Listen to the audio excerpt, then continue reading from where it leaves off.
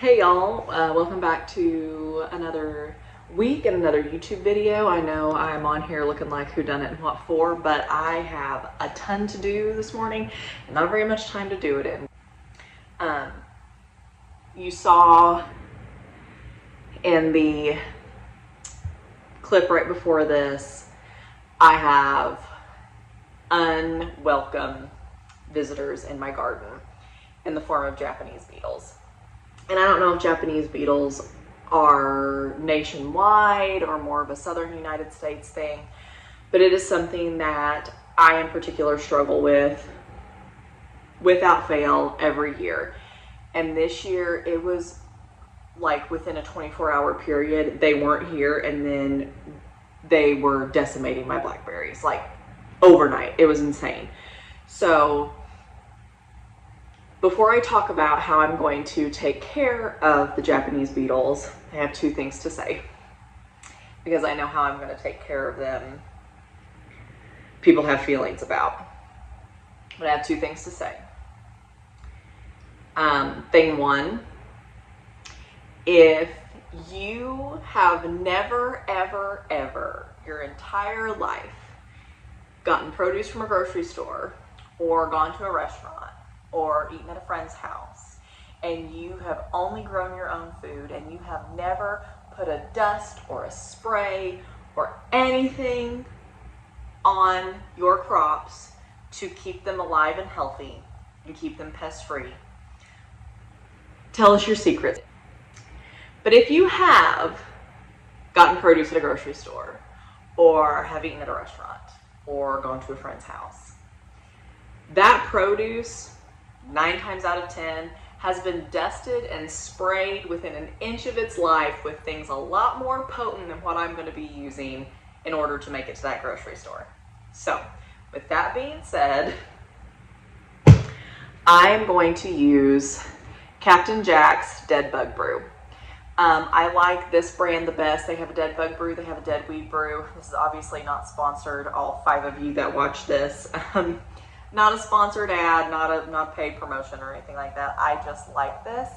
And I will just read you right off the label what it's for, how to use it, what its main ingredient is, and how it works to take care of your issue.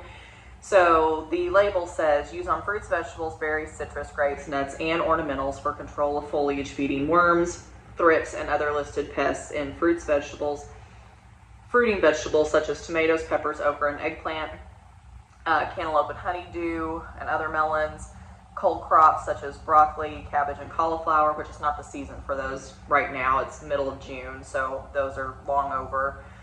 Leafy vegetables such as lettuce, spinach, and celery, again, over on those. Tuberous vegetables such as potatoes, sweet potatoes, yams, Jerusalem artichokes, Chinese artichokes, and cassava. Stone fruits such as peaches, plums, cherries, nectarines, prunes, and apricots. Apple and other pome fruits such as pears, crab apples, mayhew, and quince.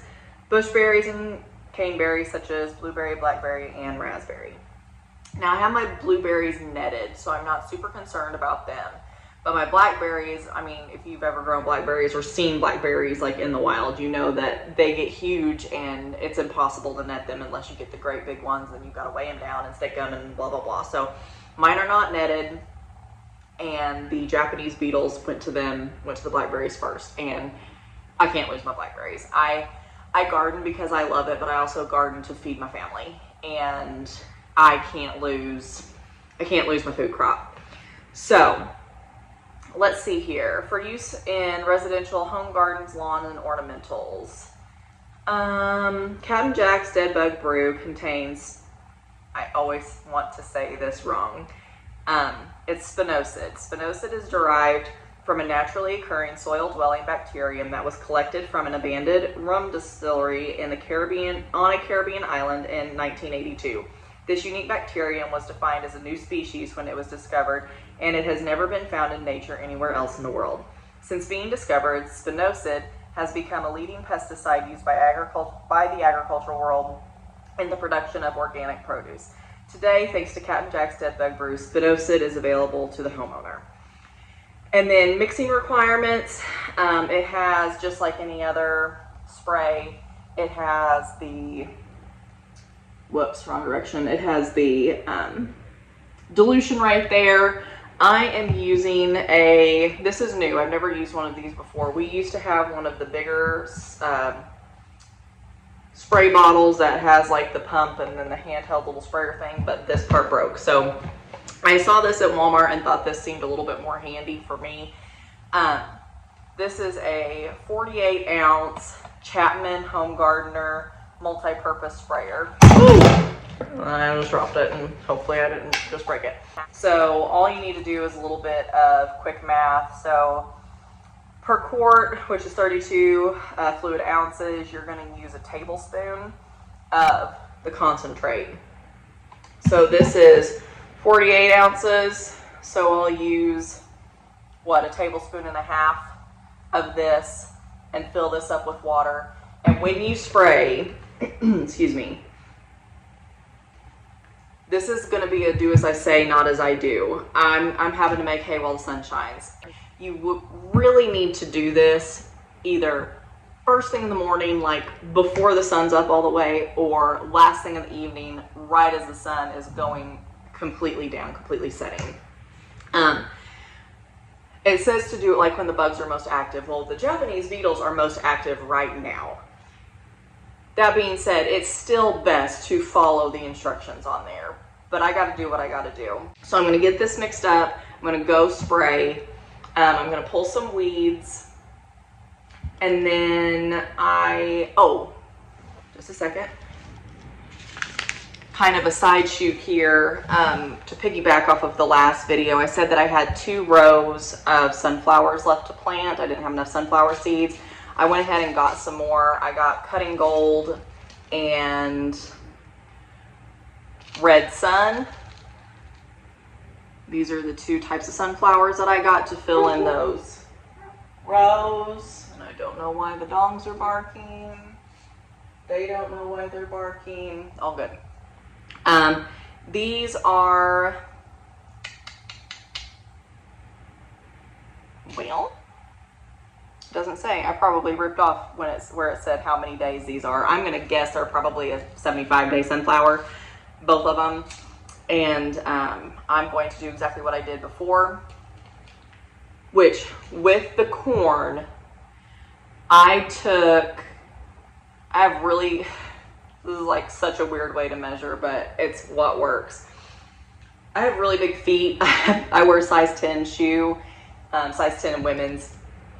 And for the corn, you're supposed to space them like 2 to 3 feet apart. So I just took 2 steps like this, like one right after the other, and put 2 seeds in the ground, and then took 2 tightrope steps, put 2 seeds in the ground. I did it like that. With the sunflowers, I just did 1 step. So like the length of 1 foot, one of my feet, there is a sunflower seed or 2. And I'm going to do the exact same thing with these. I'm just going to use my foot as a measure, and the length of my foot, I'm going to go down those last 2 rows and plant these in today. I've got to get them in today. I was going to try and do this in a separate video so it wasn't as bouncy around and choppy. I'm just not going to show this. I'm just letting you know this is what I'm doing. So when they start sprouting, everyone's not like, oh, everyone, like, again, all 5 of you that watch this video aren't like, where did those come from? You were missing 2 rows before. I'm also going to plant some okra. I found a pack of seeds that I apparently bought last year and never put them in the ground. So I'm going to plant okra up today, and I'm going to go out and spray. I'm probably not going to film that. It is already close to 90 degrees and the humidity's still 85-90%. So I'm going to probably put on a swimsuit top and go out and get all that stuff done. And y'all don't need that jump scare. So I've told you what I'm going to do. I'm going to go do it, and then we will come back for the next thing. All right, guys, purely for, gosh, this is just so frustrating. It's so disheartening to see this and to see this damage, but this is what Japanese beetles look like. If you're not familiar with them, whoa, focus on there, Katie. Ugh, just disgusting little creatures. hate them, hate them, hate them, hate them. And they're just everywhere like this. So, I mean, you can see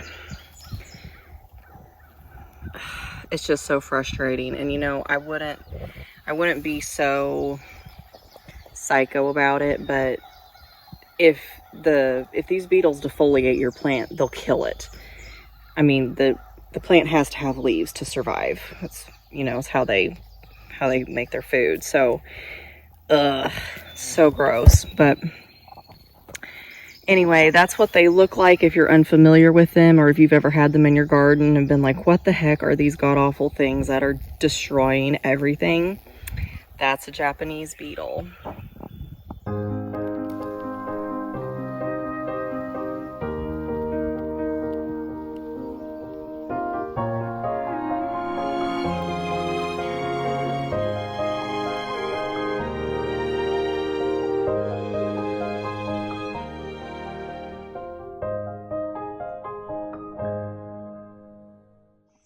Hey guys, it's a new day, and even though I really do not feel very well today, if you get migraines, you know, but the job can't be put off anymore. You saw in the intro that I set these peaches out. I actually set them out on Sunday. It is now Wednesday. I set them out, this is a half a bushel of peaches, and I set them outside in a single layer because 9 times out of 10 when you buy any type of, well, really any type of produce at all, but any type of bulk produce, it's not fully ripe yet. So I just set it outside in a single layer. You can do this inside too, and you just check on it day by day. When we got these, they were still pretty firm, so I knew it would take 2 or 3 days for them to soften up. And I really should have done this yesterday, and I have to today. Can't put it off any longer. So I'm going to put these up for the winter. I'm of course going to save a few back for snacking because peaches are my absolute favorite. So I'm going to get these all in a basket and bring them inside, and I'm going to show you how I preserve peaches. For our family, I freeze them, so I'm going to walk you through that process. All right, guys, step 1 is if you got a lot of hair, put it up because you're going to want it out of your face. And I have kind of a system down that I do. Don't mind the chairs in the background. I mopped yesterday, knowing full well I was going to do this today because I'm going to have to mop again. But anyway, that's all right. I'm going to turn you around and kind of talk you through my setup. Okay, so you're going to want, I've already done a couple of batches, but you're going to want to boil some water and then have a bowl. I've dumped this once already, but you're going to want to have a bowl. I'm going to fill this up, not all the way with ice and water to make an ice bath because you're going to blanch your peaches and then shock them. But you're going to cut like a, I'll set the camera up and so you can kind of see what I'm doing later, but you're going to cut an X in the base of the peach and put it in the boiling water for like 30 seconds to a minute until that kind of, it doesn't really blister, but it'll curl up a little bit, and then you'll scoop it into the ice water.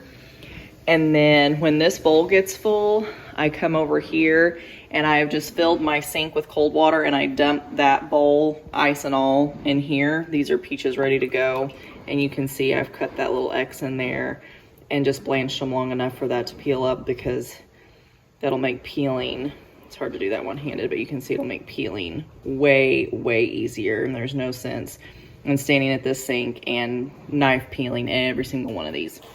So I'm going to set you up and kind of show you how I do all the blanching, and I do all of that at once, and then I'll come over here and stand. Yes, ma'am. You want some more puffs? Okay.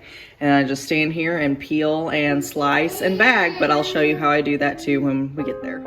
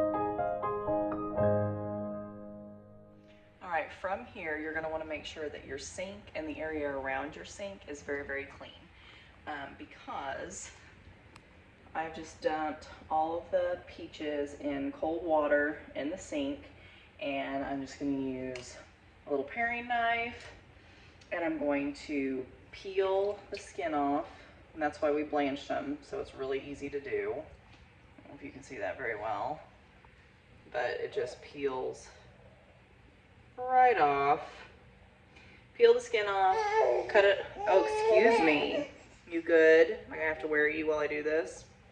Peel the skin off, cut the peach into segments in a bowl, and then we will transfer that to these gallon bags. And I've got a cookie sheet here because I know, honey, give me just a second, because I'm going to put the peaches in here and lay them flat and freeze them flat.